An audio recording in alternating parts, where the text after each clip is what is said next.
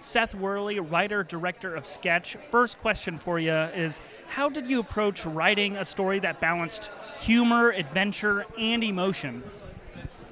It was so often it was just following the story. I've often said that, like, some of the people in my life who have gone through some of the greatest tragedies are also the funniest people in my life, and because I found that if any way you lean, if you lean toward tragedy, you lean toward heartbreak, you find comedy there, and vice versa. You lean toward comedy, you'll find truth about the human experience and about life, and so much of it was just trusting the direction the story was pulling, and also trying to keep the audience on their toes and not ever getting too comfortable. Like if we're somewhere emotional and we're getting there, I've just found from all of my heroes, and my favorite writers and directors, they all are constantly undercutting their success and their achievements within the story. Is when something's feeling really funny, they'll then hit you with something emotional. When something's really emotional, they'll hit you with something funny.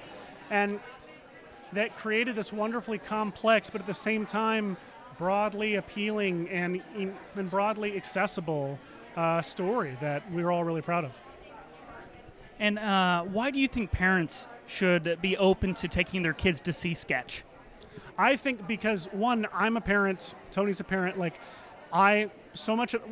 this idea for this movie came first, and then came the realization, this is an opportunity to make a movie that is not just for my kids. That's something that when my kids were younger, when I started working on this, I've been working on this movie for almost a decade, and they were a lot younger when we started, and that I was in a season of wishing every movie was as good as the Lego movie or as good as a Pixar movie, and feeling like most of the stuff out there that was marketed toward our whole family was really just made for my kids or stupider adults. And not really stupider, but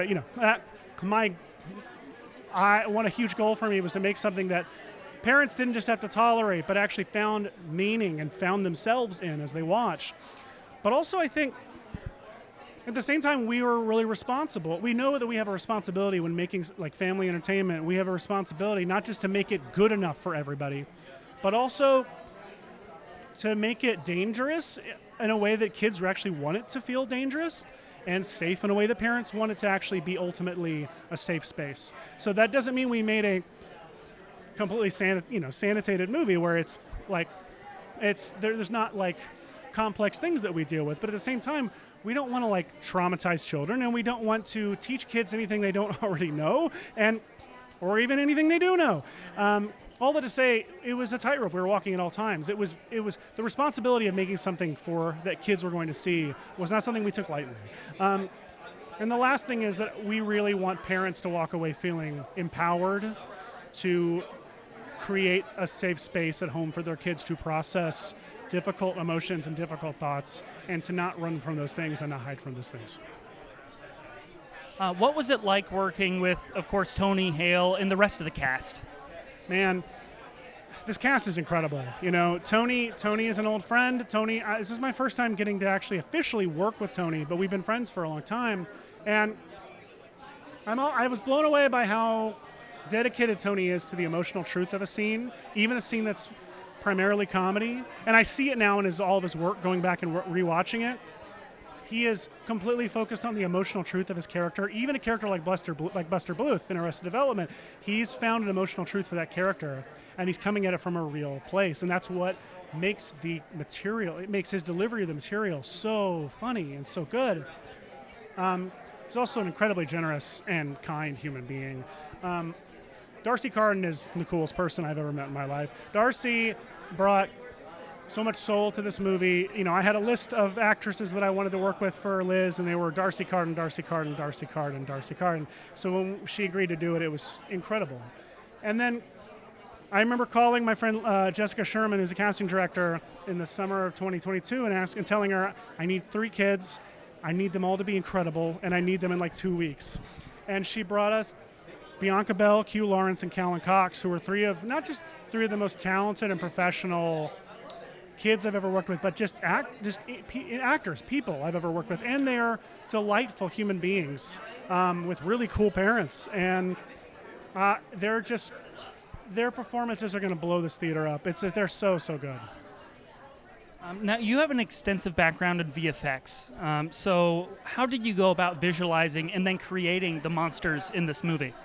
Yeah, so like visual effects have always for me been just a part of the toolkit of filmmaking. I've always been, I've never actually been a visual effects. I've always made my paychecks have always been for directing, but visual effects have become over time such a foundational part of so many of the projects I take on. I think a lot of that's because I grew up on movies like Who Framed Roger Rabbit and Back to the Future and Jurassic Park, movies that played with visual effects in a way that the story couldn't exist without them, and even the effects in those movies in some ways couldn't exist without the story that inspired that required them.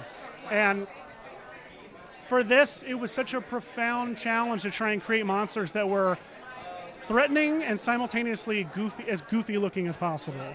And we wanted them to feel tactile and real, but not feel like flesh and blood, skin and bone monsters, to feel like they were made of whatever she drew them with. And I just had an incredible team of artists who held themselves to standards much higher than they had the resources or money to actually do, and yet still achieved it.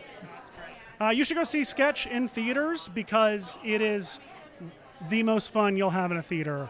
Every filmmaker says that they made their film for a theatrical experience, but it's really cool when it turns out to be the case. By the third act of this movie, you're going to be like cheering and applauding. Just go to the theater. Come on.